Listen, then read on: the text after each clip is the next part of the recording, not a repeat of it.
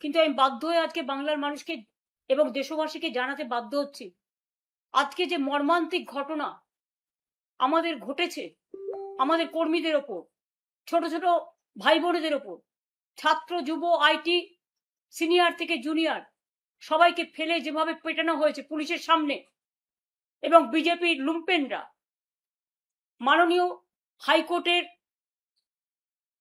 Permission নিয়েই এই মিছিলটা 3বার change হয়।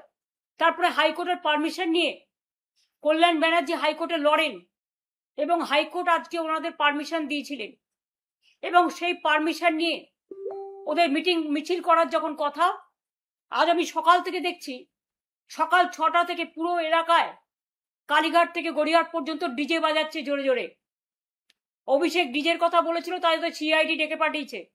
আজকে ভোর 6টা থেকে কে পারমিশন দিল?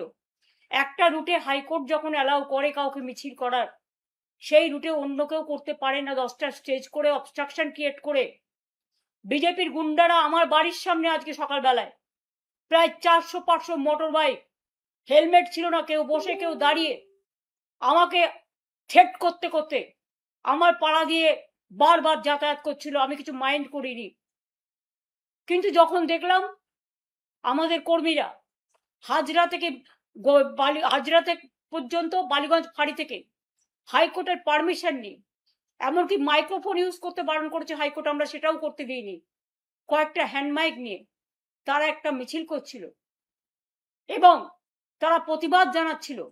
বারুইপুর থেকে দুর্গাপুর, মিদনাপুর থেকে শিলিগুড়ি, শিলিগুড়ি থেকে কুচবিহার, বেহালা থেকে সোনারপুর, সব মেয়েদের উপর অত্যাচার, ধর্ষণ, এবং সাধারণ মানুষ আজকে আতঙ্কিত। হকার থেকে শুরু করে, দোকানদার থেকে শুরু করে, মিড ডে মিল থেকে শুরু করে, ওয়ার্কাররা থেকে শুরু করে সবাই আজকে আক্রান্ত। তাই প্রতিবাদ করে একটা শান্তিপূর্ণ মিছিল করার পারমিশন হাইকোর্ট আমায় দিয়েছিল। আমি নিজে যেতে পারতাম, কিন্তু আমি যাইনি এই কারণে, কারণ আমি গেলে ভিড়টা অনেক 10 ডবল বেশি হতো। আমরা হাইকোর্টের রুলটাকে অবমাননা করতে চাইনি। তাই আমার কাছে খবর আসছিল সকাল থেকে পুরো এলাকায় বিজেপি লুম্পেন দিয়ে, ভাড়াটিয়া গুন্ডা দিয়ে পুলিশ আগে থেকেই ওদের অ্যারেঞ্জমেন্ট করে রেখে দিয়েছিল। যে পুলিশ ধর্ষণ রুখতে পারে না, নির্যাতন রুখতে পারে না, হত্যা রুখতে পারে না, খুন রুখতে পারে না, সব রাজনৈতিক দলের ওপর যে অত্যাচার চালাচ্ছে, বাংলাটা পুরো ললেসনেস হয়ে গেছে আর শুধু ধমক চমকের রাজনীতি চলছে।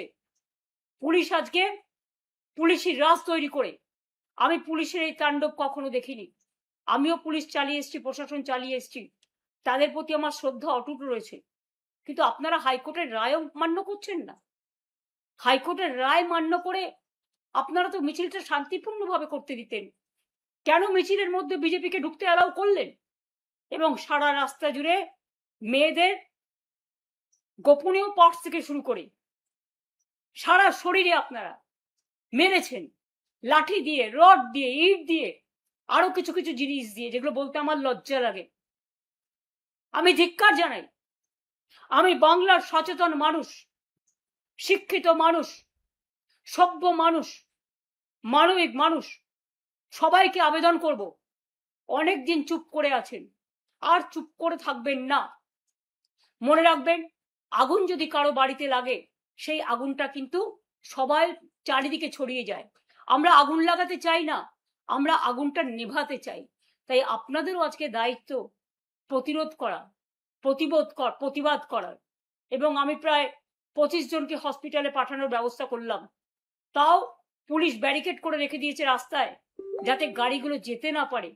আমি জানি না হাসপাতালে তারা গেছে আদৌ তারা ট্রিটমেন্ট পাবে কিনা, এবং হয়তো একটু লুকোপ্লাস্টার বেঁধে দিয়ে হসপিটাল পুলিশের কথায় যোগ্য ট্রিটমেন্ট না করে তাদের ফিরিয়েও দেবে, এটাও আমার জানা আছে।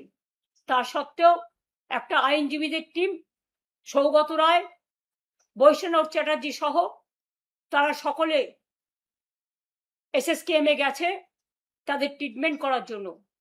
অনেকের দম বন্ধ হয়ে আসছে মারের চোটে, মেয়েরা দম ফেলতে পারছে না, নিঃশ্বাস বন্ধ হয়ে যাচ্ছে।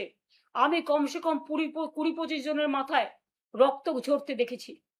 এবং যখন শুনলাম মেয়েদের আটকে বিজেপি হাজরায় পেটাচ্ছে, আমি নিজে বাড়ি থেকে বেরিয়ে যাচ্ছিলাম, আমি জাস্ট একটুখানি যাওয়ার পরে দেখছি তারা আসছে আহত অবস্থায়। আমাদের কর্মীরা তাদের উদ্ধার করেছে, পুলিশ করেনি। এবং পুলিশের এই নির্লিপ্ত ভূমিকা, আমি জানি না আইনের শাসন যদি আপনারা রক্ষা করতে না পারেন, মনে রাখবেন কিছু ক্ষতি হলে দোষটা কিন্তু আপনাদের ওপর দিয়ে রাজনৈতিক নেতারা ছেড়ে দেবে সবটা আপনাদের ঘাড়ে। তখন কিন্তু আপনাদের এটা ফেস করতে হবে। আমার হাত জোর করে আবেদন থাকবে প্রশাসনের কাছে, প্লিজ এক পক্ষ না হয়ে নিরপেক্ষ থাকুন। মা বোনেদের অত্যাচারের হাত থেকে বাঁচান, হকারদের বাঁচান, বেকারদের বাঁচান, গ্রাম বাংলাকে বাঁচান, কলকাতাকে বাঁচান। আর অত্যাচার, আর অনাচার, আর ব্যভিচার আমরা গত 2 মাস ধরে লক্ষ্য করছি। আর কতদিন, আর কতদিন, আর কতদিন, আর কতবার, আর কতবার, আর কতবার অপেক্ষা করারও তো একটা লিমিট আছে। আপনারা কি চান আমাদের কন্ট্রোল করতে? আপনারা আমাকে নজরবন্দি করে রেখে দিয়েছেন, প্রায় বেরোতেই দিচ্ছেন না, গাড়ি যাতায়াত করতে দিচ্ছেন না, আমাদের কোনো গাড়ি। অন্যদের অ্যালাউ করছেন বিজেপিকে উইদাউট পারমিশন। কি করে তাদের বাইক মিছিল অ্যালাউ করে আমার বাড়ির সামনে আমার পিতা মাতা পুরো সব তুলে গালিগালাজ এবং নানা রকম ভূমিকা করা হচ্ছে, তাণ্ডব চালানো হচ্ছে। আর আপনারা স্পেশাল ব্রাঞ্চের লোকেরা আনঅফিসিয়ালি তাদের অ্যালাউ করছেন, লোকাল পুলিশ অ্যালাউ করছেন। আমার অনুরোধ থাকবে, প্লিজ এগুলো করবেন না। এতে ফল কিন্তু বিপরীত হচ্ছে। মানুষ কিন্তু প্রতিবাদ করবে। বারুইপুরের যারা প্রতিবাদ করেছিল সেই প্রতিবাদীদের 50 জনকে আপনারা কাল অ্যারেস্ট করেছেন। আমি শুধু মনে করিয়ে দিই, আরজি কর নিয়ে অনেক প্রতিবাদ হয়েছে, আমিও রাস্তায় মিছিল করেছি, সবাই করেছেন। আমরা কিন্তু একজনকেও অ্যারেস্ট করিনি। তার কারণ গণতন্ত্রের প্রতিবাদ করার, প্রতিরোধ করার ভূমিকা আছে। আর আপনারা ভুলে যাবেন না, আপনারা অনেকবার নবান্ন অভিযান করে অনেক ইট পাটকেল মেরেছেন, কিন্তু কোর্টের পারমিশন ছিল বলে আপনাদের আমরা অ্যালাও করেছি 144 ধারা থাকা সত্ত্বেও। আর আজকে যেখানে মিছিল হয়েছে কোনো 144 ধারা ছিল না, এবং 3 বার পুলিশ ক্যান্সেল করেছেন। তারপরেও হাইকোর্টের মাননীয় বিচারপতির আদেশেই আমরা পারমিশন পেয়েছিলাম, এবং কোর্টের পারমিশন সত্ত্বেও আপনারা কোর্টের আইনও মানছেন না। তার মানে কি মানুষ বিচার পাবে না?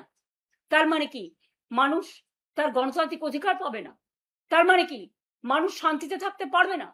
কেন একটা সুস্থ সমাজকে, একটা শান্তিপূর্ণ সমাজকে এভাবে অশান্ত করে তুলেছেন? আর যারা বেঈমান তাদের জন্য অত্যাচার বিজেপি আরো বাড়িয়েছে।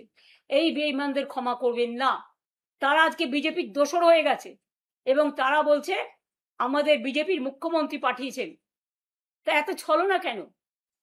ডাইরেক্ট যে কর্মীদের রক্ত নিয়ে, আমার দেয়া সিম্বল নিয়ে ইলেকশনে দাঁড়িয়েছেন, হয় তৃণমূল করুন আমাদের সাথে, আর তা না হলে বিজেপির কোলে গিয়ে মনে রাখবেন যতই দুলুন, দোলাও দোলাও দোলাও আমার হৃদয় হবে না।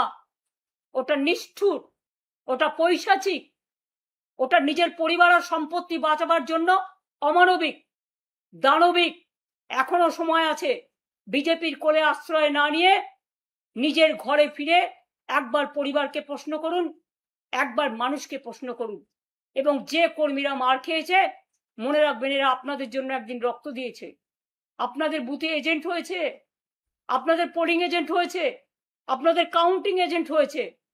ফিরে তাকান এই বর্বরতার দিকে। বেঈমানদের কথায় বেঈমানি করবেন না। সরাসরি বিজেপি করুন, আর তা নাহলে সরাসরি তৃণমূল করুন। মাঝ রাস্তায় থাকবেন না। মাঝ গঙ্গায় গেলে এপারও যাবে ওপারও যাবে। নদীর স্রোতকে কখনো আটকে রাখা যায় না।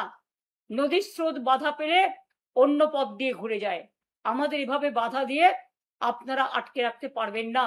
যত আপনারা অত্যাচার করবেন আমরা তত বাড়বো এবং তত ঘুরে দাঁড়াবো।